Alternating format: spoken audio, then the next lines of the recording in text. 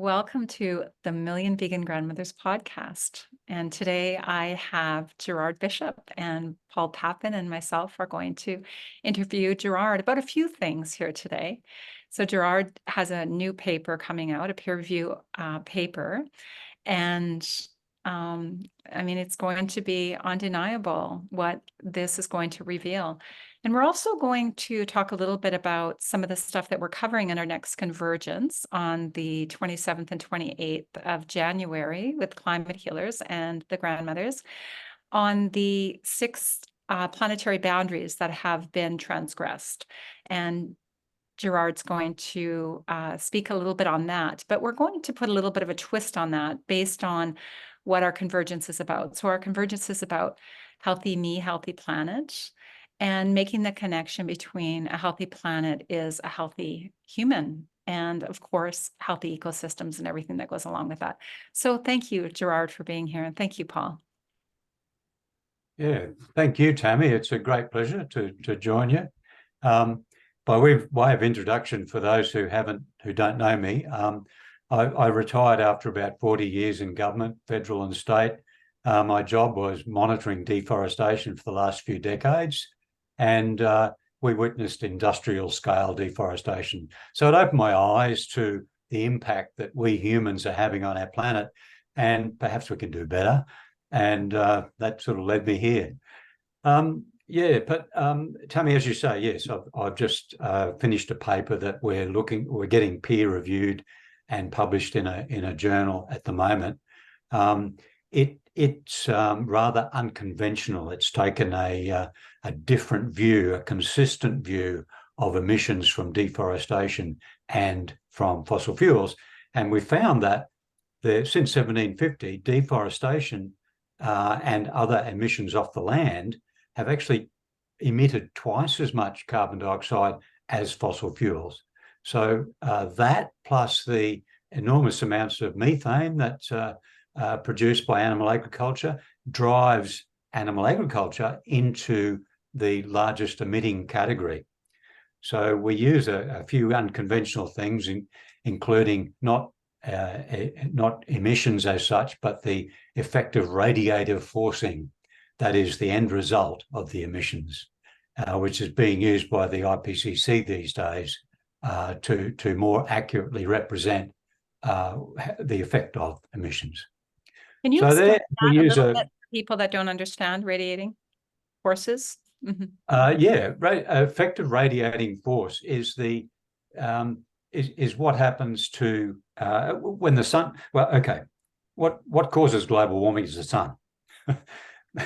When it interacts with this tiny thin layer of atmosphere that's around our planet, and in that planet, we've lived in the Goldilocks zone for the last 10,000 years, and it's been not too hot, not too cold, just right. And the reason for that is because and it's probably due to the self-regulating, and a lot of people believe that we self-regulate. The biosphere has been self-regulating to keep the temperature in that zone. So now we perturbed it. We messed it up. We've cut down half the trees, or 3 trillion trees on the planet, and we've also released a lot of fossil fuel greenhouse gases. So we've really messed up. But there's ways to fix that, and that's actually the very, very positive message of this work that we've done. It's looking at the warming from emissions. Actually, I won't get into the detail about effective radiative forcing because it's a bit too complex.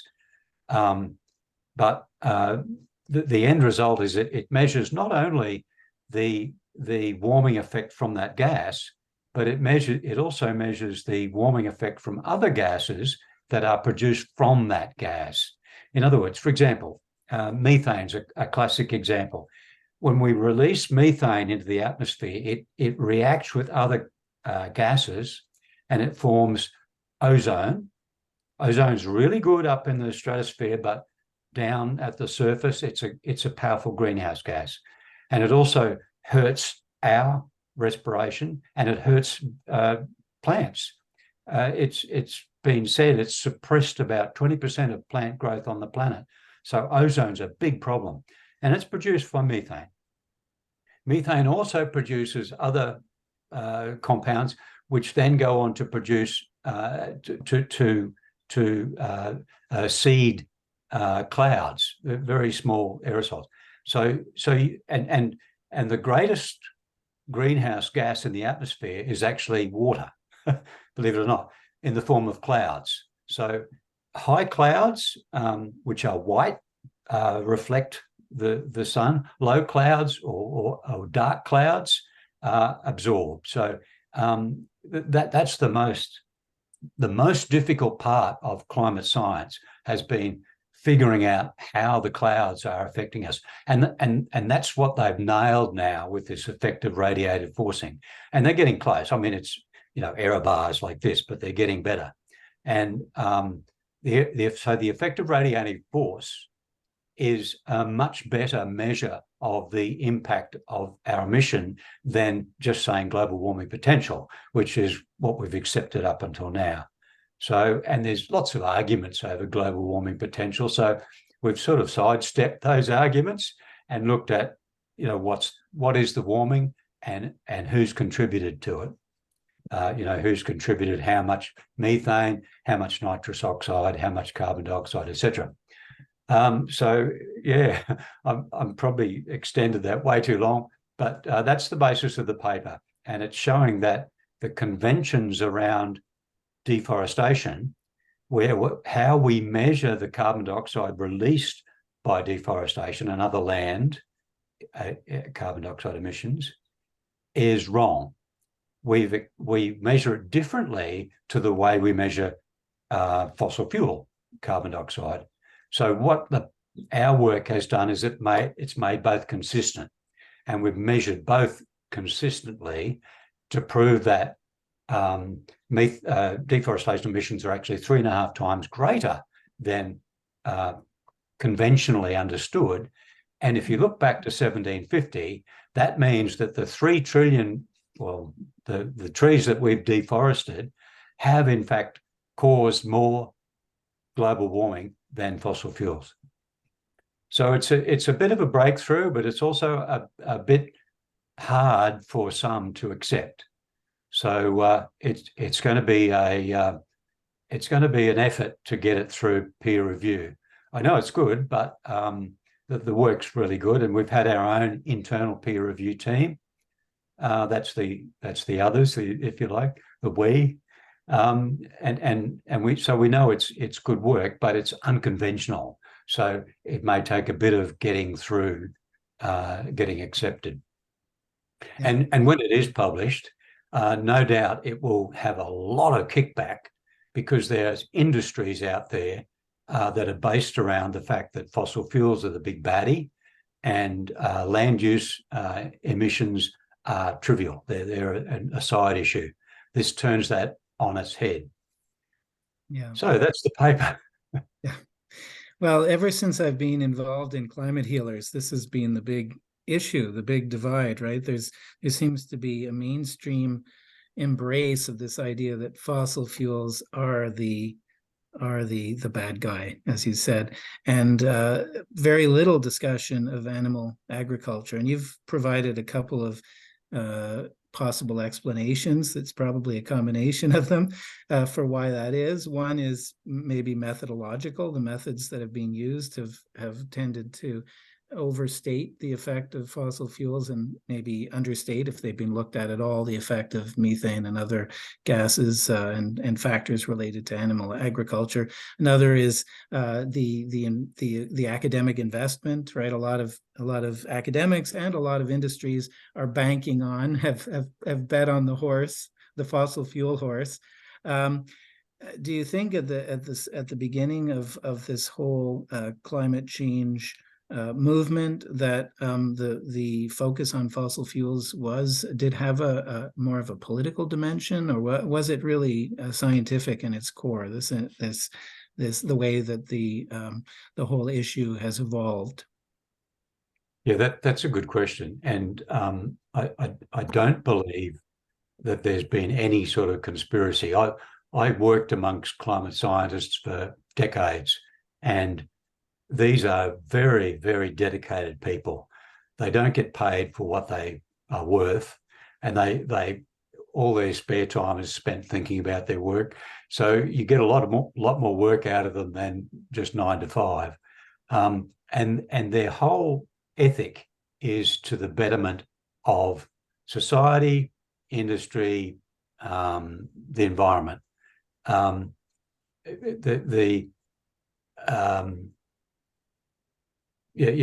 I don't think there's a conspiracy. I think that how it came about was that the Earth, or the biosphere as they call it, that is the vegetation and the atmosphere and the oceans, that's seen as a self-correcting system.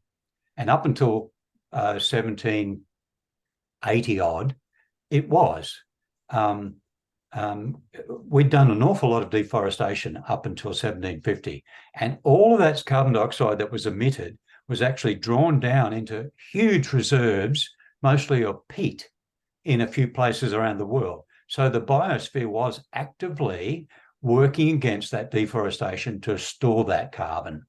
And it was doing a fantastic job until about 1750. And that's coincidentally when we started burning fossil fuels. So the rise in atmospheric carbon dioxide has not been due to, it was coincident with fossil fuel burning, but it's not being totally caused by fossil fuels, because there's this ongoing deforestation emissions and the growing and accelerating fossil fuel emissions. So it's the combination of the two that has caused the current warming. And as we spoke about earlier, the cooling emitted with fossil fuels has actually masked most of the warming from carbon dioxide from fossil fuels. So we haven't seen that warming yet, but it's coming. And so how are those cooling gases being drawn down now? What measures have been put in place to bring those down? Yeah, well, first of all, to explain them, that if you've ever been to a large industrial city, particularly in Asia, I was in Beijing about 12 years ago, and the air is like smog. It's a white haze that just hangs over everything. And the big cities beside the industrial areas have this constant smog, and that's sulfur dioxide. Those aerosols actually are strongly reflective. They reflect the sun's radiation themselves, and they form clouds which also reflect. And we've had this it's called global dimming. You may have heard that term before, but all the aerosols have dimmed the sky so that less sunlight's reaching the surface, so less sunlight is warming the surface. But now there've been massive cleanup campaigns. You might have mentioned that, you might have heard the acid rain that was happening over Europe and North America. Well, that's caused by sulfur dioxide. So there have been massive efforts to clean up the smokestacks of particularly coal-fired powerhouses. And that cleanup campaign has been very successful. It's only in Asia that you see these smoky, hazy skies still. So globally, and one of the biggest producers is the dirty fuel, the so-called bunker fuel that they use for international shipping.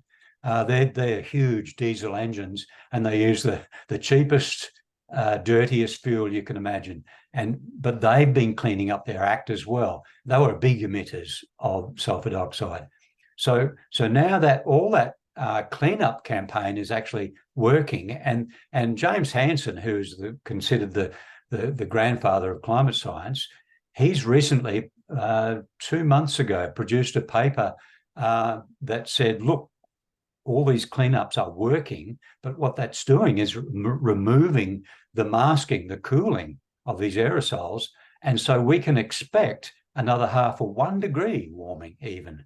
So this is disastrous. This is why Salish Rao, as a systems engineer, recommends we phase down slowly fossil fuels but stop the deforestation so that we're not causing those emissions.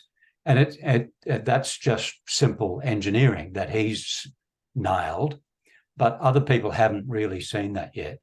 But we will be seeing it, and there are indications now. There's a paper came out about a month ago that said that that looked at the cooling emissions, and it said that, look, we're doing a fantastic job at cleaning up the skies, but this is dreadful for climate. Interesting. Ironic. Yes, it is. So what that's going to do, of course, is if we, I mean, decarbonisation is not happening at lightning speed, but it's happening pretty quickly, and our cleanup campaign of the aerosols is happening pretty quickly. So what that's going to do is it's going to cause a great deal more warming in near term, in the next few decades. And if you look at what causes the most warming in the near term, it's methane. Methane is it.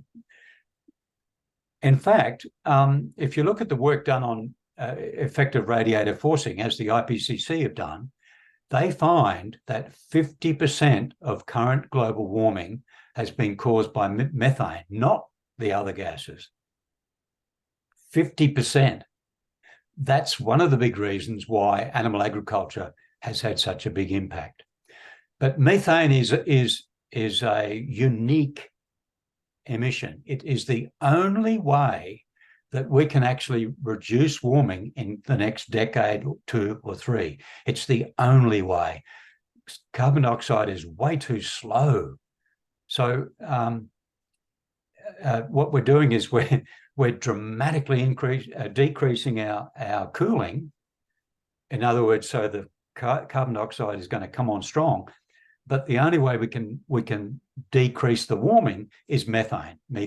So that's the one if I were a systems engineer in charge of global climate change fix-its, I would target methane big time, because that is the big one. That is the big one. The other thing that's really, really interesting is that our work on emissions, before the emissions from the biosphere, from deforestation, and the drawdown, both of those have been understated by 3.5 times. So the amount of carbon dioxide released when we deforest and the amount of drawdown has been belittled. It's been totally misunderstood. So, but knowing what we know now, the world's forests, okay, the forests hold 90% of the above ground carbon. Okay, so forests are the thing, not grasses, not savannas, forests. So forests hold 90%. We've killed half the world's forests. So, but the remaining forests, this is unbelievable. The remaining forests have soaked up twice as much as all the forests used to hold years ago before we started. So half the world's forests are now storing twice as much as the original whole world's forest. And it's caused by a number of things, but the two biggest things is carbon dioxide fertilization. So there's more carbon dioxide in the atmosphere, so the trees grow better. But it's also nitrogen fertilization. We've pumped up the nitrogen through our creation of nitrogen fertilizer. We literally pulled nitrogen out of there, but we've created this nitrogen surplus, which is one of the planetary boundaries that you mentioned before. But that is also fertilizing the trees. So the world's forests now, they're like Arnold Schwarzenegger compared to the skinny guy before. They're doing a huge job. In fact, the forests are sucking down 65% of all the current emissions. So the forests are doing way, way more than any light bulbs or solar panels or electric cars will ever do. So our work recognizes now the gargantuan work that the trees are doing, the forests are doing. And once this is recognized, we will then be in a position to say, right, this paddock we've got next door to us, we know how much it could sequester if we rewilded it, reforested it. Let's do it. So to do this on a scale big enough to solve the climate, which we can, we will need to change our land use dramatically. And this is what Sally Schraer's been talking about for a long time. 37% of the planet, by far the biggest land use, is devoted to animal grazing. So sorry, I've got a phone call. I'm going to let it go. Can you hear that? No. So animal grazing does that include grazing and their food growing? No. Okay. It's purely animal grazing. But then you look at that's 37% of the ice-free land. Then you look at the next biggest land use, which is human land use, which is cropping, and that's 12% of the ice-free land. Now, half of that is for animal agriculture. So, and a quarter of that is for human consumption. The rest is cotton and fiber and biofuel. So what we're doing is we're producing from that land twice as much food for the animals as we're producing for ourselves. So the wastage in that is just amazing. And so we'll be able to get by globally by using less cropping area. And if we can revegetate the world's grazing lands, which were 40% forested in the past, going back, if we can do that, we will solve the biodiversity crisis with that much more habitat. We'll solve the climate crisis. It will draw down all the excess we put up there, and it will solve the nitrogen crisis, which is the next biggie. So all of these planetary boundaries, in fact, it's, to me, the diet change scenario is so profoundly impactful on all of the facets of how we have trashed our planet. And it's not only that, it's also recoverable. Trees can grow again. We can't put the coal back in the ground, but we can grow more trees. It's reversible. So now that we know the value of the forests, if reversing that is more valuable. So yes, we can do it. We have the power to do it, but we need a lot of land to do it in. And we need it's a massive scale operation. To rewild 37% of the planet, you look at all of the rewilding exercises that have been done. And number one, the most effective of all is that they start with some native vegetation, but they don't go planting on a large scale. They build fences. And the reason they build fences is to keep the stock out, keep the animals out, because they're the ones that have been keeping the country, as it were. Sheep and goats. The domestic animals, you're saying, right, Gerard? The domestic animals. Yes, that's right. Yeah. Okay. Yeah. But sheep have this superpower. As soon as a tree sprouts a leaf, bang, it's gone. So no trees will grow where there are sheep. Mm-hmm. And so there's a massive job to be done, fencing off and rewilding in chunks as we go. We've got to put new fences on and take the animals off the land.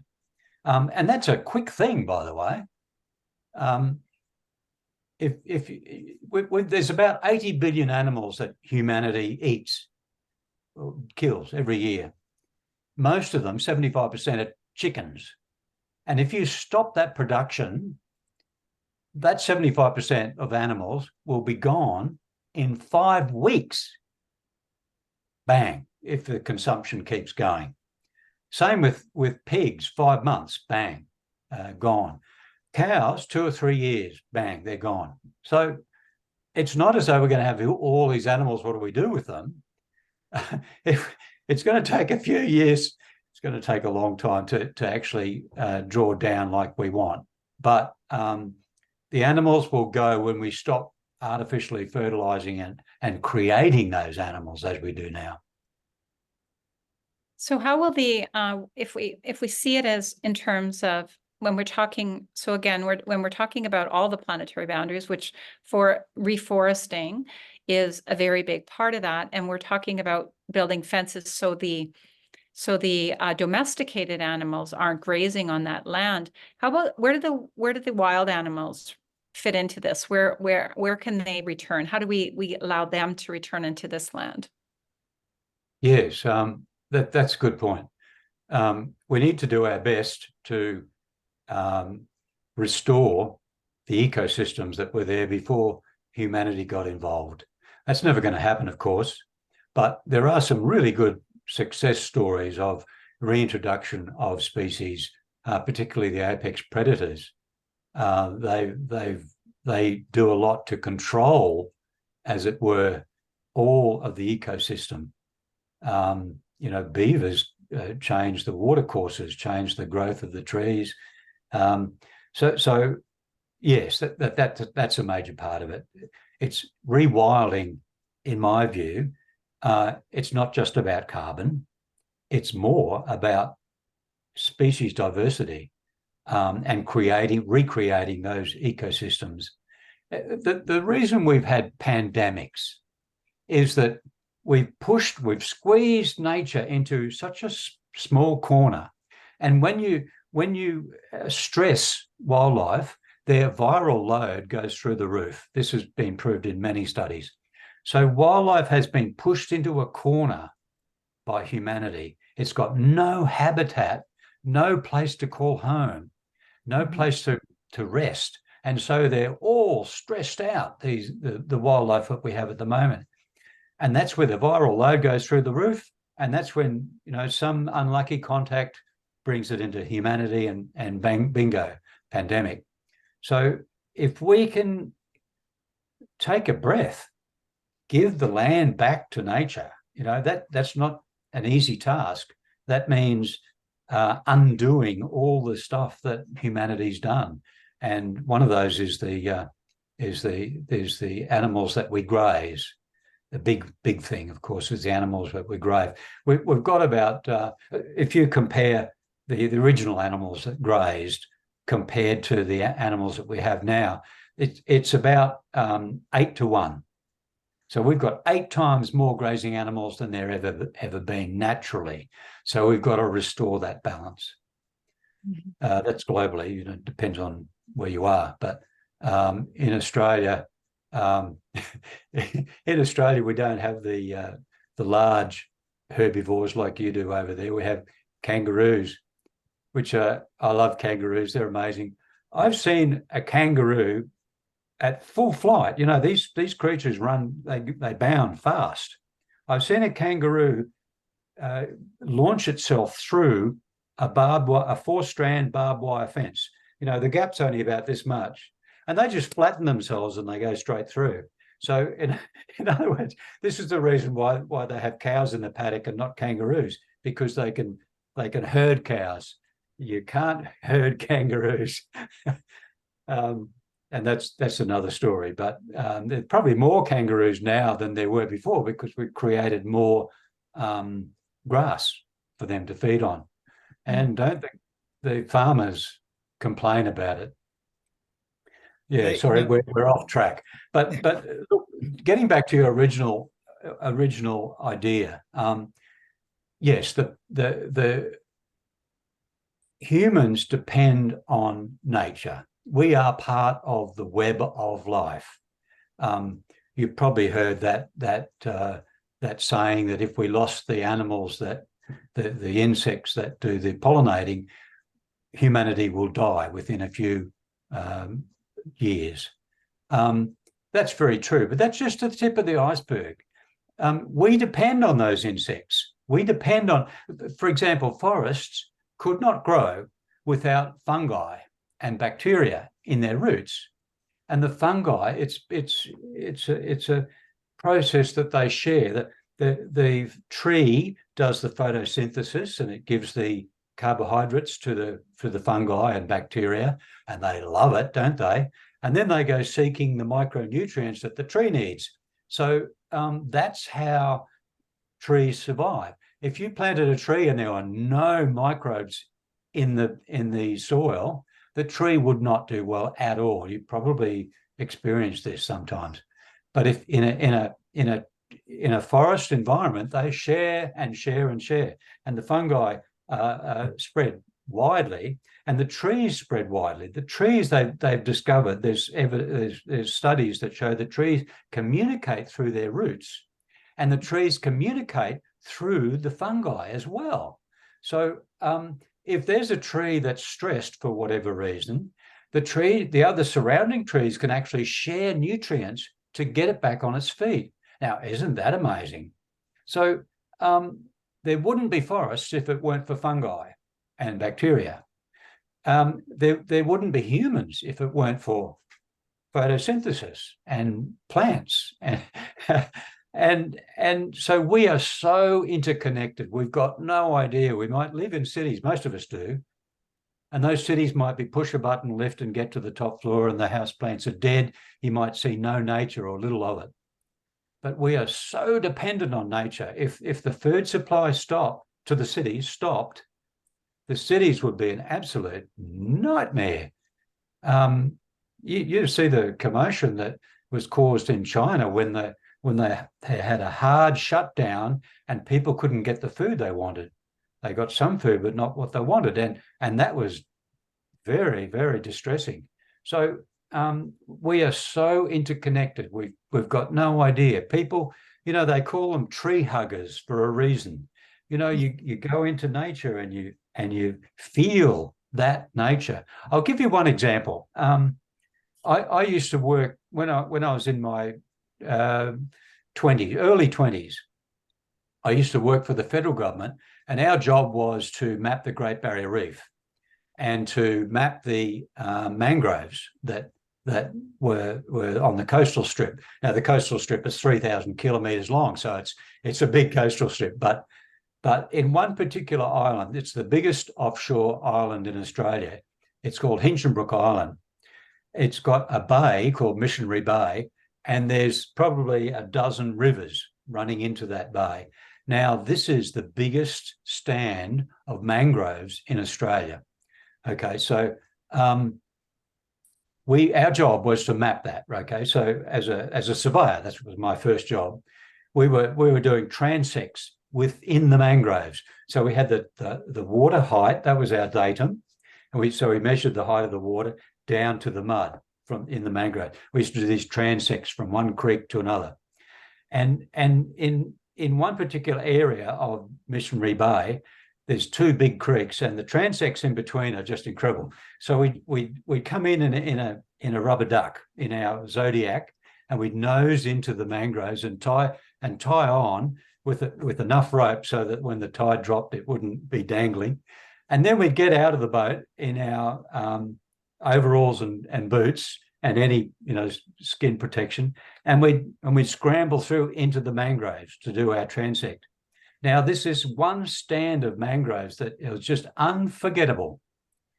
You probably know the Rhizophora mangrove. It's a mangrove that has prop roots. There lots of prop roots come out the side, not buttress roots, but prop roots, and they go for about 2 or 3 meters up the trunk. Well, this stand of Rhizophora was just pure Rhizophora, and this stand had trunks that were about a foot thick, big mangroves.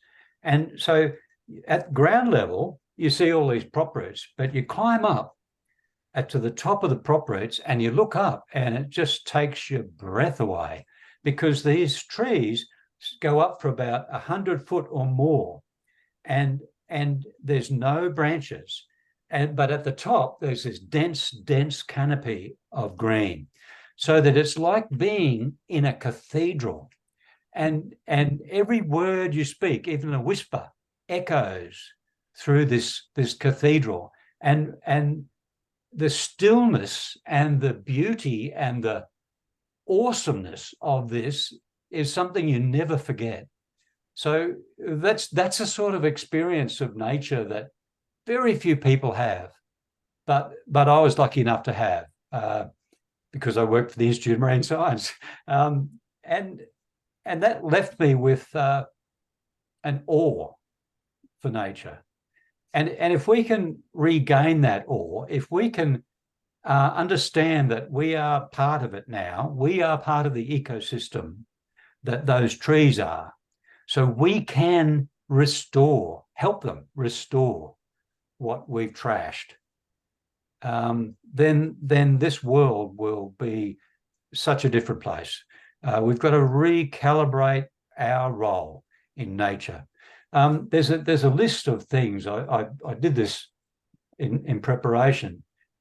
Nature provides ecosystem services.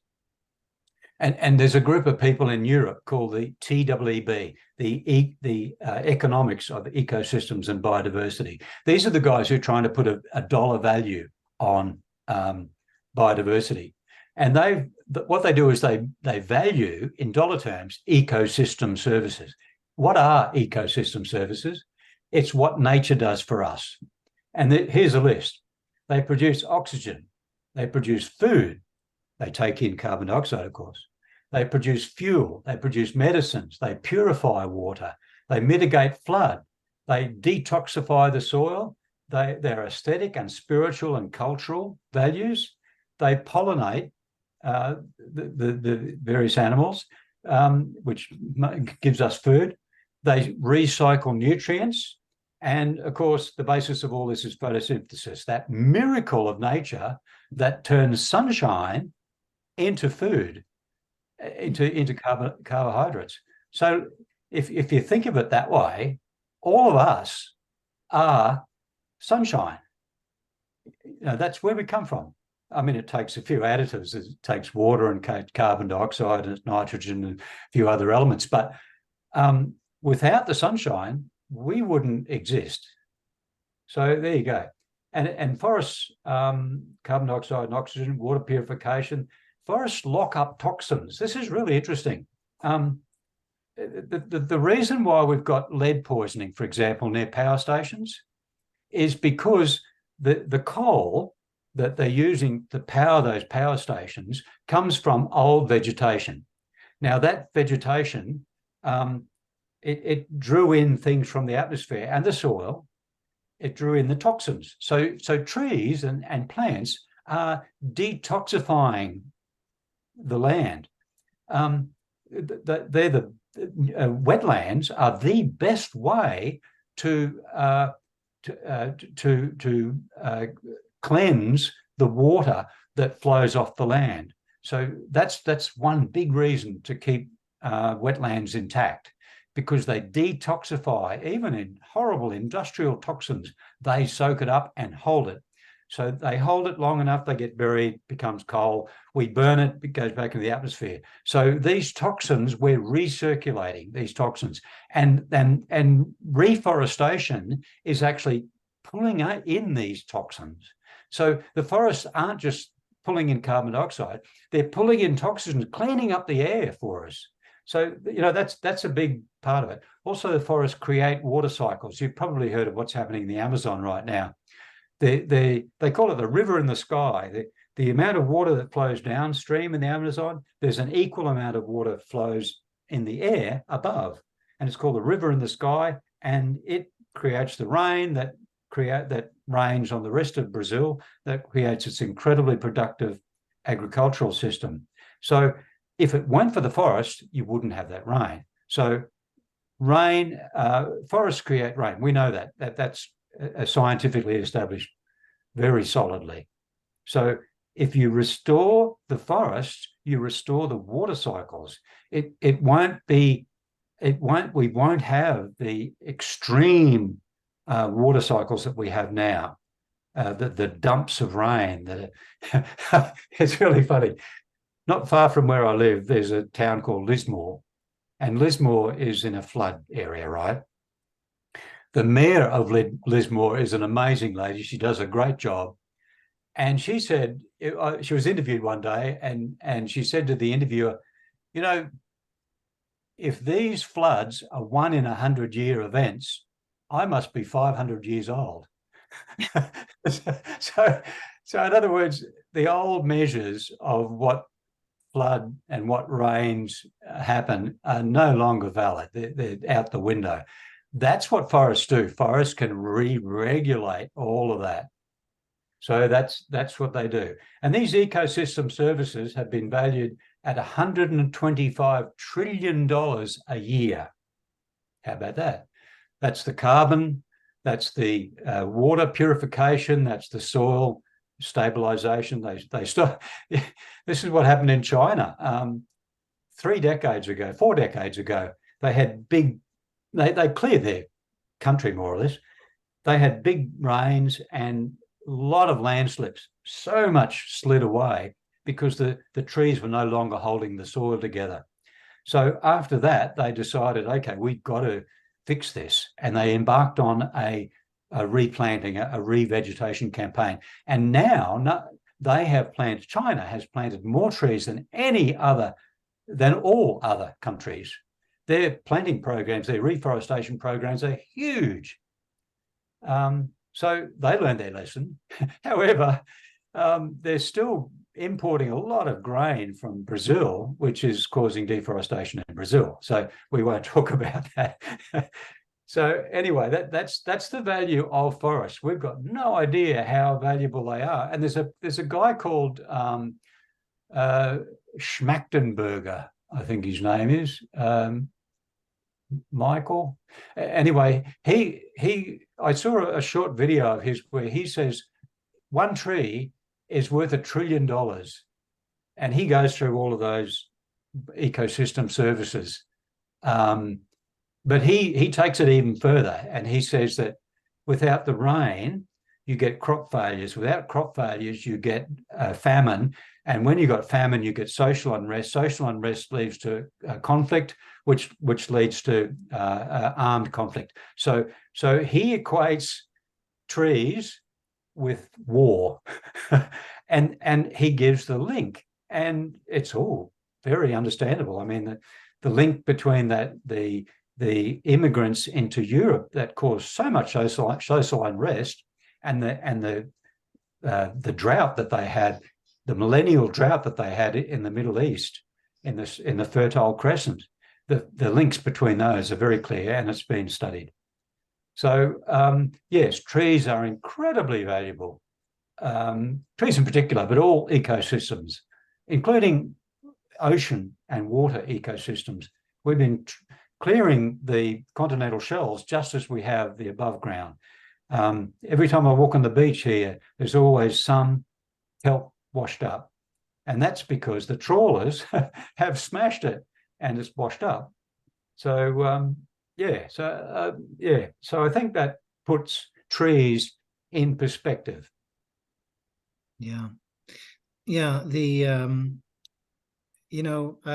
have a literary background, and so I'm very interested in words and their effect. And I've always found the word, well, not always, but I've recently begun to consider the word grazing land such a misnomer, so deceptive. Because on the one hand, you've got cropping, as if we're intentionally growing crops for animal feed, and as if grazing is just something that passively happens. The animals go into an existing grassland and graze peacefully. But I've seen the video that you posted of these chains strung between bulldozers pulling over trees, and then those trees are burned and reburned until they can actually plant whatever grass the animals eat. And so we're not talking about this 37% of grazing land. We're not talking about just like accidental grassland. We're talking about previous forest that is being decimated, that is being knocked down and burned, not even used. The wood's not even used. It's just burned into charcoal. Just to grow some grass for animals. So I'd like to replace grazing, which sounds so poetic and passive, with a word like cropping, because it's much more intentional than that, much more transformative of the environment than it sounds. Yeah, that's a really good point. I love it. There must be a better word. I've always used grazing land. Yeah, it should be raising, razing, because you're flattening Yes, everything. And yeah. yes, yes, yes. Yeah, it's a funny thing, our relationship with the land. I mean, my mother remarried when she was 80 years old, and she remarried her childhood sweetheart. And that guy was one of the major ones responsible for a lot of the early deforestation. He had a team of mainly Aboriginal people, and they were with the original tractors, creeper crawler tractors, and the big trees they cut down. But yeah, he did a lot of timber cutting, wood getting with the big forest, and then the broad scale clearing in the end. But that attitude was acclaimed by all sides. I mean, in those days, that he was doing the best for his family, the best for the community, the best for the country, the best for the world, feed the world. And Australia was feeding England during the war, some, and also clothing it. Our wool production, they were getting a pound for wool back in the day. My mother tells me. She lived in sheep country, so yeah, that attitude to nature is got to be totally turned on its head. We've got to, clearing the land was actually written into the contract. See, most of the land is government land. It's leased to the graziers, but part of that contract is that they must develop the land, and develop means keep the trees off. Mhm. So they've got to clear and re-clear. Here's an interesting little snippet. I was thinking about how the mob I used to work with, they see what's been happening is the clearing rate is about 2,500 acres a day in that state of Australia, and what they've been doing is they more of the clearing these days is as they call it, deforestation. More of that is actually re-clearing. So if it were cleared sometime in the past, even if that was 50 years ago, they're calling it re-clearing. But I was thinking about that, and they downplay it. They say only the original forest is only this much, which is about a third at the moment, or 40%.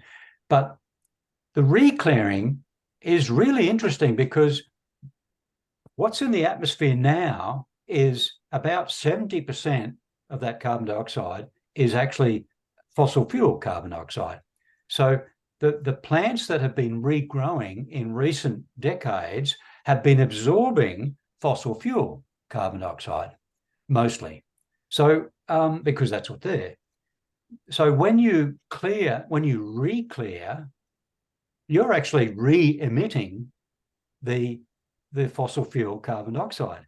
So that sort of attitude towards clearing and re-clearing, we've got to totally rethink that. We've got to realize that each tree is so precious. Every stand of forest is what's going to save us, save our hide.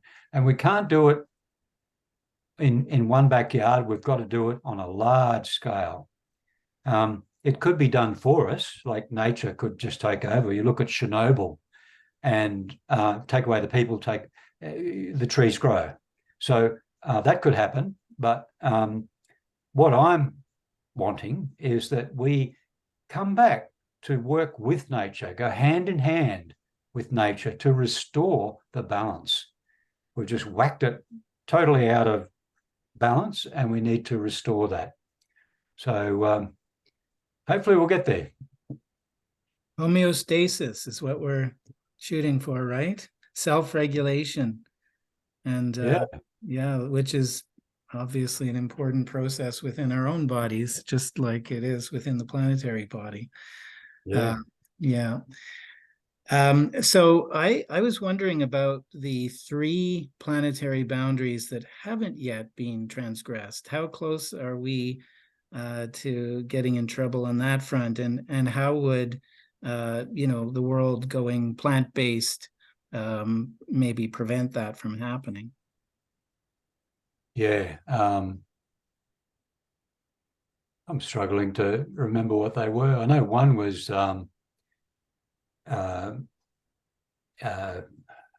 what's the term? It's pollution anyway, and it's mostly the plastic pollution. I think that's the boundary that's just been overstepped. Mm-hmm. But there are a couple of others that water. I know water's been overstepped now. Mm. Yeah, look, sorry, I can't answer those, but I do know that the boundaries that are most overstepped, which is biodiversity loss and nitrogen pollution, not climate, believe it or not, it comes next. So all three of those, in fact, more, because land systems change, which is deforestation, that will change. Water cycles, that will change. So the diet change can actually impact several of the planetary boundaries in one go. It's the impact is just profound. Yeah. And I like to think that people are going to sort of voluntarily go plant-based before they have no choice. Is there a big difference between, I'm assuming there is a big difference between people now voluntarily in large numbers going plant-based versus getting to a point where it is so economically unfeasible to produce meat that it's just not available except to the ultra rich? I mean, is there a virtue and a benefit in becoming plant-based now rather than waiting for market forces to enforce it? Yeah, absolutely, and actually, it's already happening. There's research that shows when you get to a level of 25% of adopting a new idea, then it will be considered mainstream, and the ones who haven't adopted that will be shamed into adopting.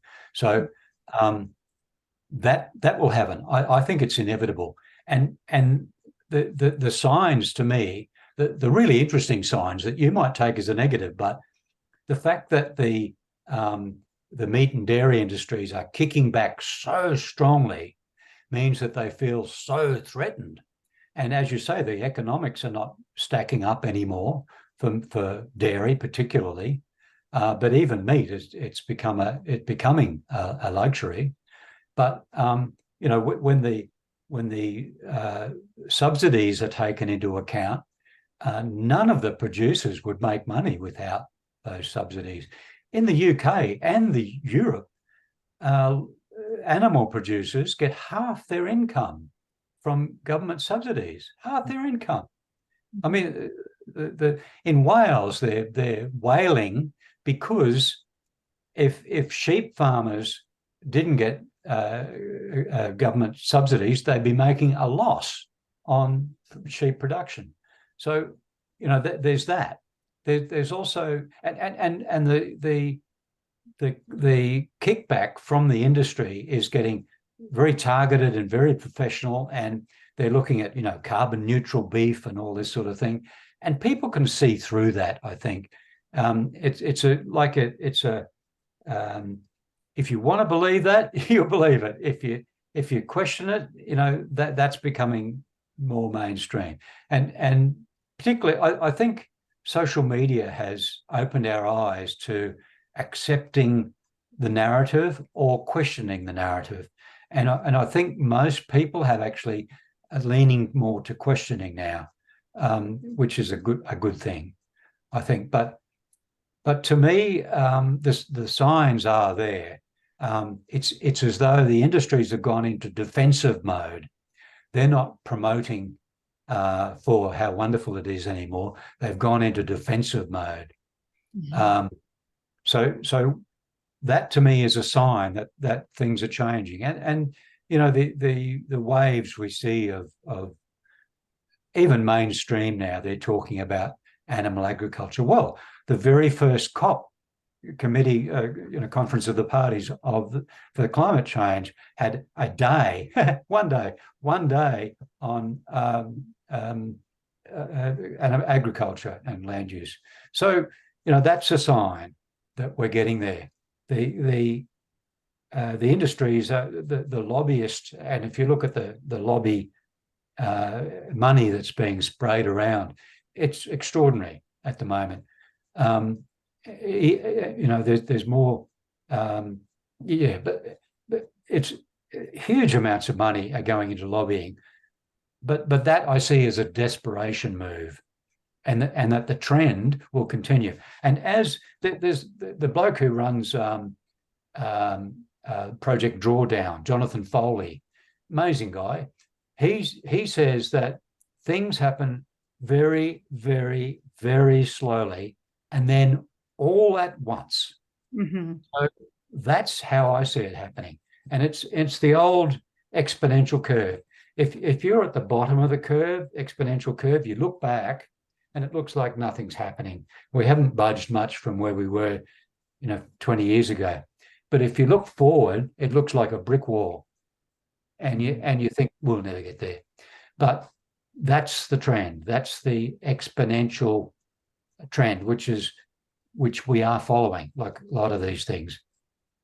And as Salish pointed out, that same exponential trend is happening for biodiversity loss and for climate change. So I think climate change is going to be the thing that finally wakes people up. It won't be biodiversity loss, even though that's more drastic situation than climate, but it's going to impact us more and more and more. Right now, my home insurance has doubled because there's a lot of places flooded in my postcode. That's going to hit more people.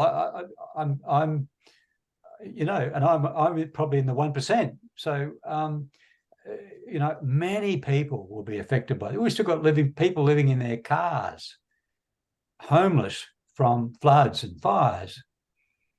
And where do they come? I mean, I'm in a beautiful spot in the world. So if you're going to be homeless in your car, where do you come? Yeah.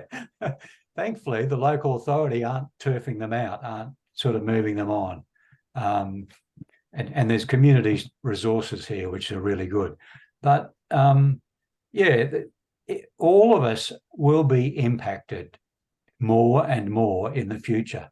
And sooner or later, we will realise we must take dramatic steps. We can't just waltz into the supermarket and look at all the glossy things that we can buy and think it doesn't matter anymore. Mm-hmm. We'll have to be more discriminate. There's a ruckus about palm oil, which seems to be in a lot of baked goods these days. But palm oil produces about 7% of deforestation, and we know that grazing beef produces at least half. So that will finally come through, that sort of understanding. So as these things progress, and they're progressing rather quickly in my view, Salish's 2026 is actually looking to me like a reasonable time. And people who are vegan now, for example, are not so special. In another couple of years, they're going to be mainstream. So you might feel good about yourself, but feel good that you're the first there. And so, yeah, that's going to be the future. We're not going to be special. We're going to be mainstream. So, and it's not for do good. It's not for the good of the environment. It's for our survival. So that's the bottom line from where I sit. Well, thank you, Gerard, for all of this amazing information and truth-telling. And, I was quickly looking at the planetary boundaries, the ones that are left, but I think by the end of this year, they're all going to be transgressed anyway. So that doesn't matter. One of them, ocean acidification, and the oceans went pretty acidic this year with all the bleaching and the heat that's never happened before. So we do know that when things change, they change very slowly and then all at once. So we do believe, as Sailesh says, that we will live in a vegan world, predominantly vegan world by 2026. And we will either come by choice or we will come kicking and screaming. So thank you for your time and your energy and your, okay, go ahead. Yeah, no, thank you so much, Tammy, for hosting this, and Paul. It's been really, really good discussion. And we need to have more of these discussions all around the world. But I believe this is brilliant. We're getting there. Great. Thank you very much. Thank you, Thanks Paul. very much, Gerard. Thank you. Thank you.